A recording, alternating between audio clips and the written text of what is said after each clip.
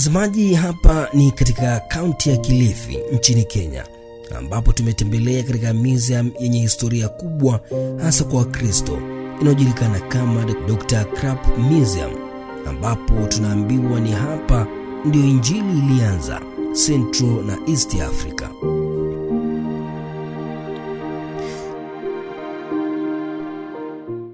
Kanisa hili lina zaidi ya miaka 200 hadi sasa. Dr. Johann Ludwig Krapf alikuwa misionari wa Kijerumani na mtafiti mashuhuri aliyefika Kenya mwaka 1844 na kufungua kituo cha kwanza cha mission katika eneo la Rabai.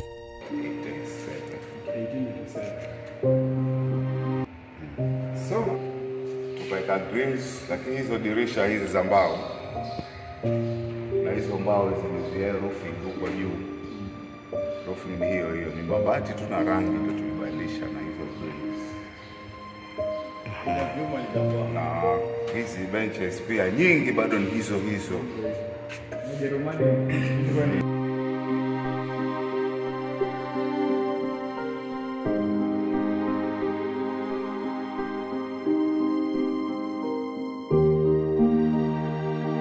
Tunaambiwa kwamba kanisa hili lina miaka takriban 200 mpaka sasa.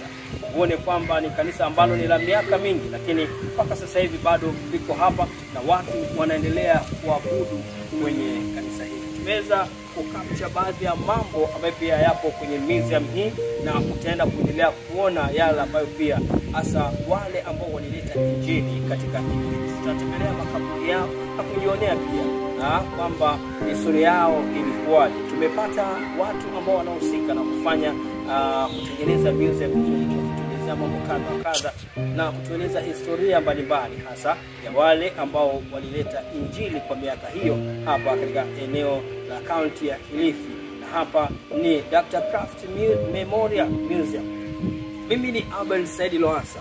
Endelea kufuatana pamoja nasi upitishe mdogo ili kuweza kuyaona yale ambayo wapata pia hawa misionari. Tunadokezwa kwamba misionari hawa baada ya kuleta injili, kuna watu ambao walikuwa ni wanafunzi wa kwanza, ambaye ni mume na mke, ambaye ni mchungaji pamoja na mke wake, walikuwa ni wanafunzi wa kwanza hasa kupokea injili katika miaka hiyo ambayo tumeonyeshwa pale mwaka wa 1887.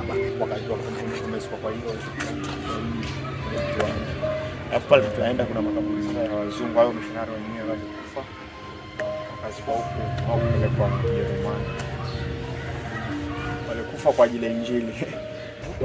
Sasa hawa walikuwa wale wanafunzi wa kwanza kabisa kupokea injili kutoka kwa missionari, alafu wakaamini, wakabatizwa, wakaanza pia na wao mafunzo ya Biblia.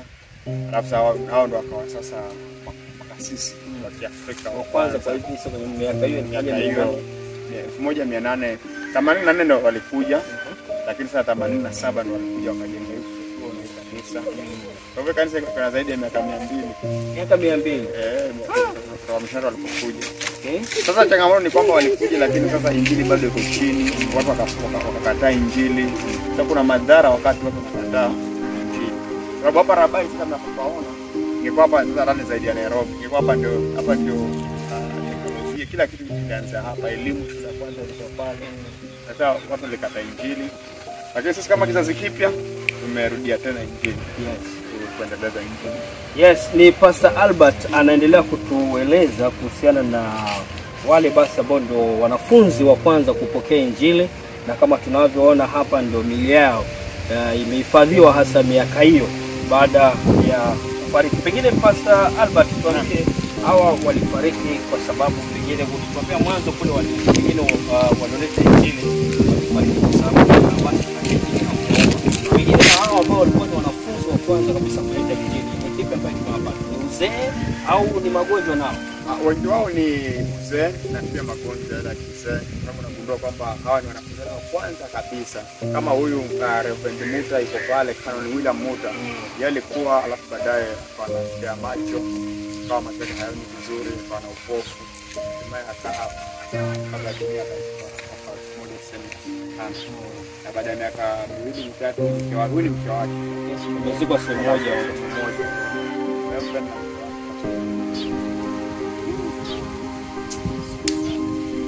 Haya, this one.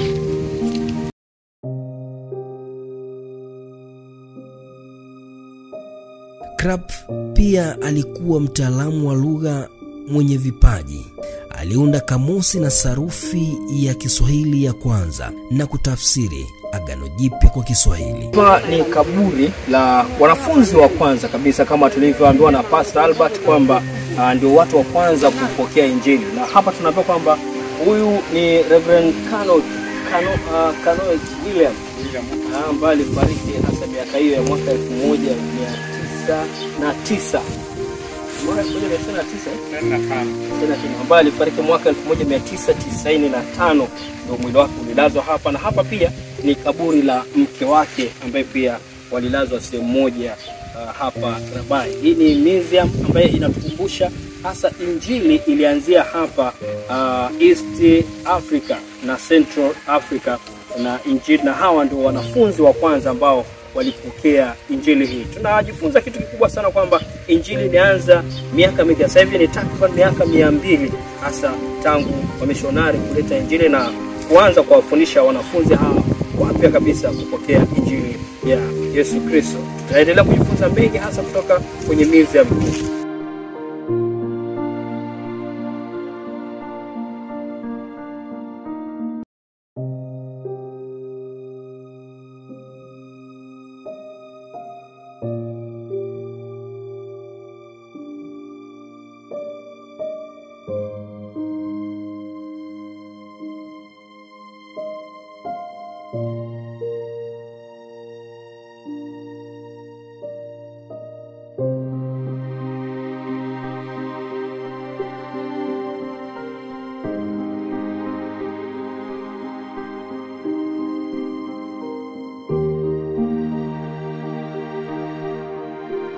Hapa ni eneo ambalo wamezikwa baadhi ya wamishonari walioleta Injili.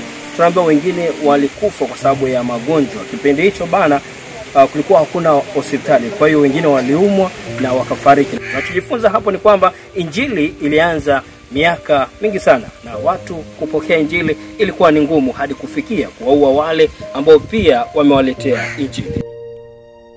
Maisha ya awali na ufikiaji wa Kenya. Krapf na mkewe Rosin walifika Mombasa mwaka 1844. Kwa bahati mbaya mkewe alikufa mwaka huo pamoja na bintiye wa pili, huenda kutokana na malaria. Kazi ya misionari Krapf ilianzisha mission Rabai na anachukuliwa kama mwanzilishi wa Ukristo Kenya. Kanisa la kwanza ilijengwa nchini Kenya, ambapo baadaye ilikuwa kanisa la kwanza kuundwa na Krapf. Alianzisha elimu rasmi katika eneo hilo, akichangia maendeleo ya elimu ya kisasa Kenya. Krapf alichangia kwa kiasi kikubwa lugha ya Kiswahili kwa kuandaa kamusi, sarufi na kuchapisha toleo la kwanza la Agano Jipya kwa Kiswahili. Pia alitafsiri kitabu cha Mwanzo cha Biblia kwa Kiswahili. Krapf pamoja na Johannes Rebman walikuwa wa kwanza kuona mlima Kenya na Kilimanjaro kwa Waafrika wa Ulaya. Alikuwa na mchango mkubwa katika juhudi za kuondoa biashara haramu ya utumwa. Kumbukumbu ya Krapf iko Rabai kama ishara ya kazi yake ya kuleta maendeleo na kuenziwa. Kazi yake inakumbukwa kwa kuleta watu wa mataifa tofauti pamoja na kukuza elimu rasmi na kuhimiza uvumbuzi wa kilimo na huduma za afya. Maisha na urithi wa Krapf yanasisitiza dhabihu zilizofanyika ili kueneza Injili katika eneo hili.